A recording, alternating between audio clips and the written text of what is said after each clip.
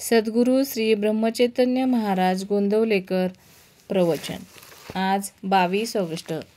समाधान ही परमेश्वराची खरी देणगी. प्रत्येकाला असे वाटते की मी कुणाची निंदा करीत नाही. धर्माने वागतो तरी मी दुःखी आणि वाईट माणसे सुखात वावरताना दिसतात. हे कसं काय?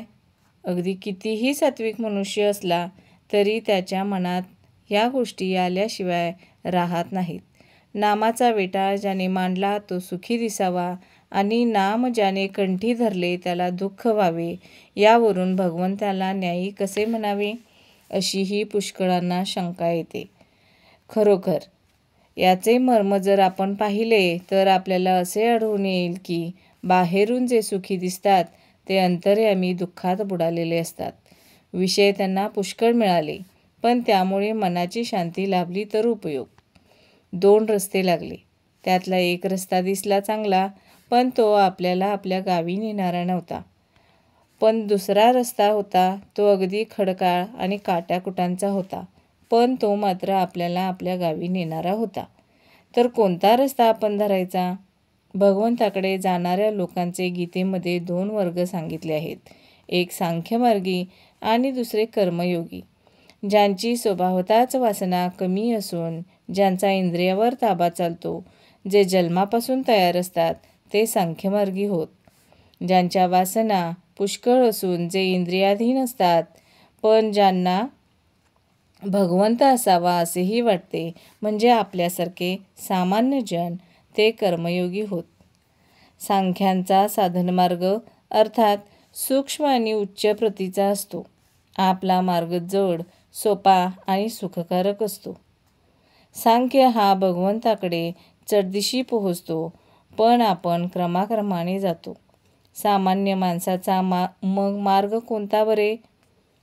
तो मार्ग असा, वासना आहे तोपर्यंत योग्य मार्गाने ती तृप्त करण्याचा प्रयत्न करावा.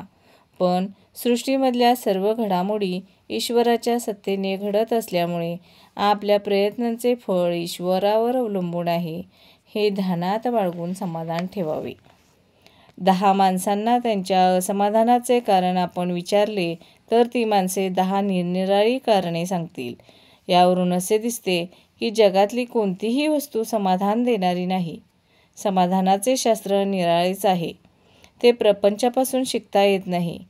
ज्याच्याजवळ अगदी थोडे आहे त्याच्यापासून तो ज्याच्याजवळ अगदी पुष्कळ आहे त्यांच्यापर्यंत प्रत्येकाला काहीतरी कमी असणारच. पण मजा अशी की प्रत्येकाची समजूत मात्र अशी असते की आपल्याजवळ जे कमी आहे त्यामध्ये समाधान आहे, म्हणून त्याचे दुःख कायम राहते.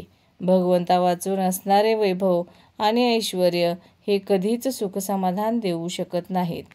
समाधान ही परमेश्वराची खरी देणगी आहे. ती मिळविण्याचा उपाय म्हणजेच भगवंताचे स्मरण करणे होय. बोध प्रत्येकाला त्याची गरज भागेल एवढे भगवंत देतच असतो, म्हणून जे आहे त्यात सर्वांनी समाधान मानावे.